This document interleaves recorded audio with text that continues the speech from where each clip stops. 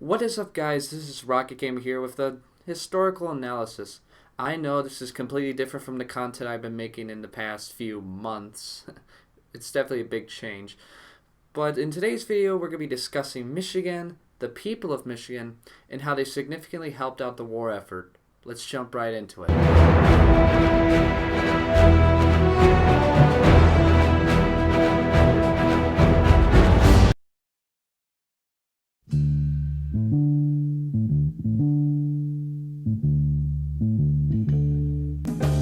So for anyone who doesn't live in America or hasn't been through elementary school, here's a bit of context about Michigan.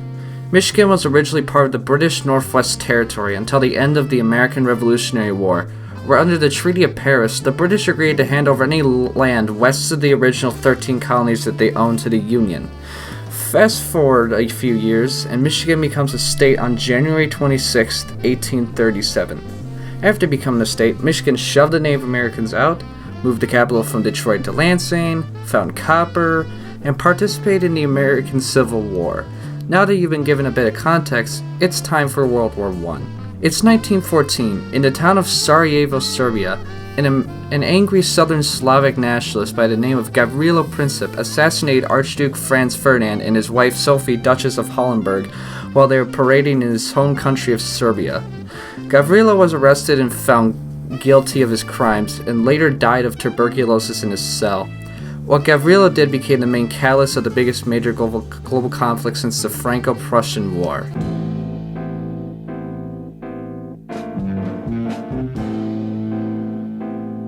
A few million dead soldiers in trench warfare later, America decides to join the war because of Germany sinking the RMS Lusitania, which may or may not have been carrying war materials to Great Britain, and the famous Zimmerman Telegraph, which stated that Mexico should intervene by invading the United States.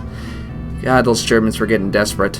In 1917, America mustered up a fighting force of 500,000 men called Doughboys. No, not that doughboy. They were called that by the Allies due to them being smoothskins. When the Americans arrived, they were in the middle of Germany's spring offensive. The Allies repelled the offensive and started pushing Germany back into Germany. During the fierce fighting of pushing the Germans back, the Americans participated in the bloody Battle of Meuse-Argonne, where the Americans suffered 120,000 casualties.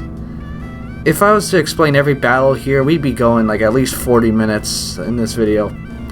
Then on the 11th month, 11th day, 11th hour, in 1918, the Germans surrendered to the Allies and were handed an $8 billion reparation. Yeesh.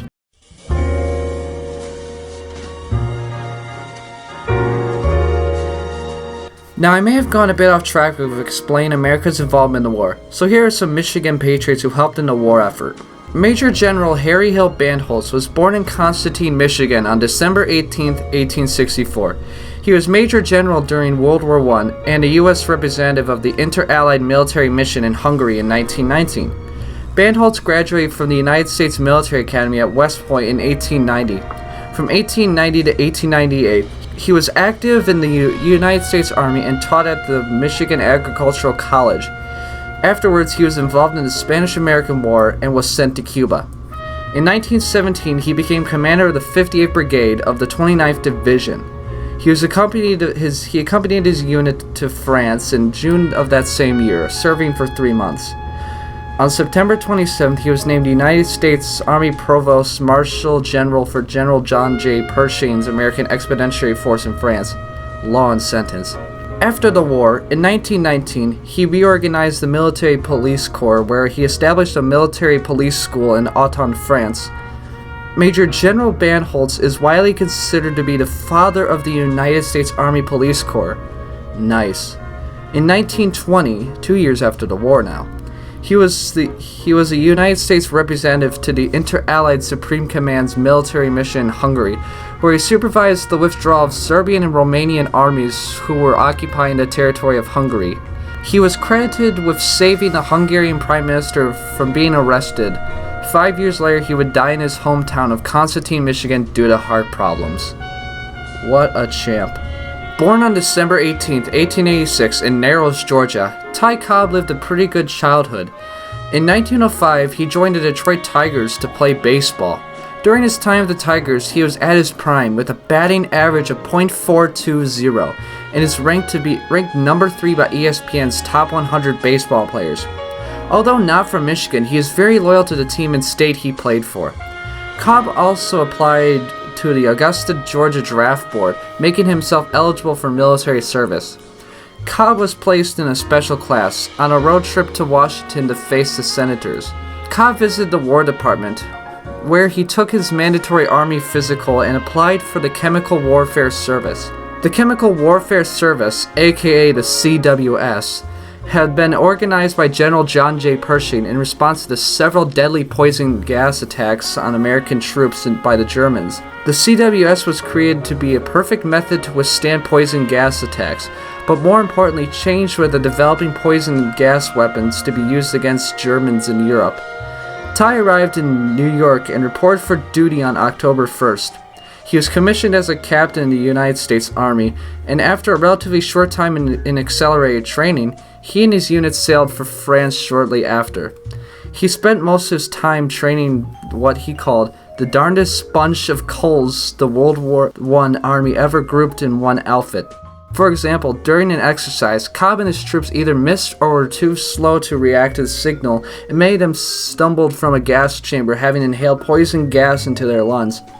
For weeks, Cobb suffered with a hacking cough while a colorless discharge drained from his chest. Yuck. Others were not so lucky. They died after the exposure. After the war, Ty went back to playing with the Detroit Tigers until 1921, when he became the manager. Then in 1926, moved on to playing for the Philadelphia Athletics. He married and divorced 2 women and was never a good father figure. He died from a diabetic coma on July 17, 1961. Leslie Clifford McLean's story starts in 1902 when he was born to Edward and Ella McLean in Bethany Township on his farm called the Boyd Farm. The family later moved to the Delbert Conley Farm near Alma. Leslie's father was a farmer and he had 2 brothers. Leslie attended the Alma High School up until his enlistment in 1918. Leslie desperately wanted to enter the war while he could. He enlisted January 23, 1918 at the Alma recruiting office.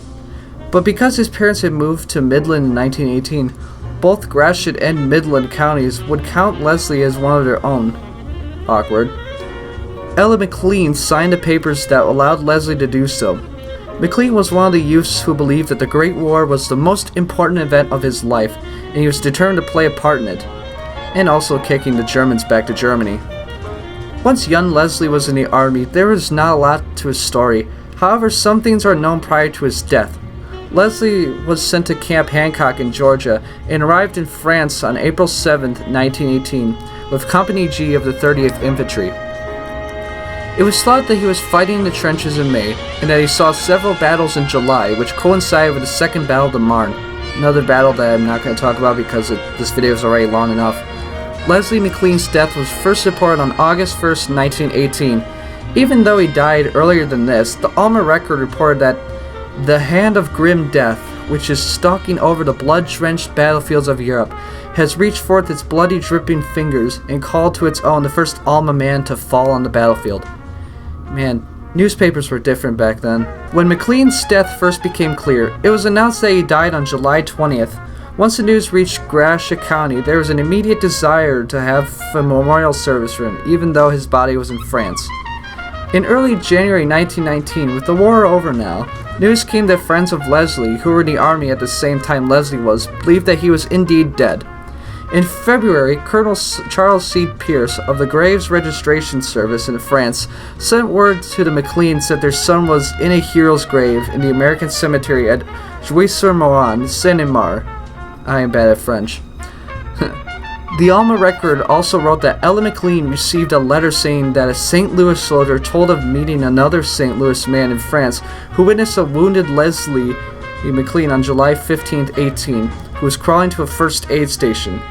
After having refused assistance for help, he claimed that McLean died from blood loss due to his wounds. Leslie had been found wounded across both of his legs, and he was placed in a cellar of a hotel in Mersey, France. Eagleson, a corporal who served alongside Leslie, was in the cellar with McLean and a Frenchman. All 3 had been seriously wounded. Anyone in the cellar was told that if he can walk, that they were told they can get up and retrieve the American troops, as the Germans were soon to surround the town. After 2 or 3 days, the Frenchmen crawled out of their cellar and a scream was heard shortly after. It was believed that the Germans had killed a wounded soldier. Eagleson ran for his life, but passed out a few meters from the cellar. The Germans found him and left him because the Germans were leaving the city. Strange, they killed one Frenchman, but they leave this guy? That's some serious plot armor for Eagleson. Anyways, Eagleson returned to the cellar and evacuated McLean, but Leslie died of his injuries on the way to the actual hospital. On July 2nd, 1921, the body of Leslie McLean was on his way home aboard the SS Wheaton. He ended up being one of the 45 men on his group to return to Michigan that summer. Fun cruise that was. The journey led to Alma, and McLean family held a funeral on Sunday, August 4th at the Alma First Methodist Episcopal Church. He will go down as the youngest soldier to die in combat during the World War from Michigan. Frederick W. Zinn was born in Galesburg, Michigan, and graduated from the University of Michigan. For his graduation, he decided to tour Europe. His timing wasn't great. It was the summer of 1914 and the war just broke out. Fred eventually found himself in Paris at the outbreak of hostilities. Zinn joined the French Foreign Legion and fought in several vicious campaigns before transferring to the French Air Service. He was a member of the illustrious Lafayette Flying Corps, and his former Legionnaire comrades served in such squadrons as the Lafayette Escadrille. When America entered World War I, Fred Zinn was the first American transferred from French service to General Billy Mitchell's staff, personnel and training of all of the American replacement aviators and observers to the front. When the war ended, he proposed an idea revolutionary to the War Department. He said that he wanted to search for the missing men he sent to the war. He felt that he could find them and bring home their remains to bring closure to their families. It was a concept that the American military had never even considered. When World War II broke out, Zinn lobbied the War Department to set up a system to recover the remains of missing aviators. Leveraging his relationships with men like Eddie Rickenbacker and General Hap Arnold, Zinn created the Missing Aircrew Report System, or what I'd like to call MECRAs. His techniques such as standardized serial numbers on aircraft parts ensured that countless families would learn the fates of their missing men. When the Army Air Corps would not let him continue his work, Fred joined the Office of Strategic Services, which is the precursor of the CIA. There, his search for missing airmen would be his cover as he conducted work for X-2 counterintelligence. Fred's painstaking efforts recovered the remains of hundreds of airmen while he spied against the Italians and Germans. He was a patriot, innovator, aviator, politician, humanitarian, and hero. His efforts changed forever how America dealt with its missing airmen. His legacy lives on today in the Air Force creed, "I will leave no airmen behind."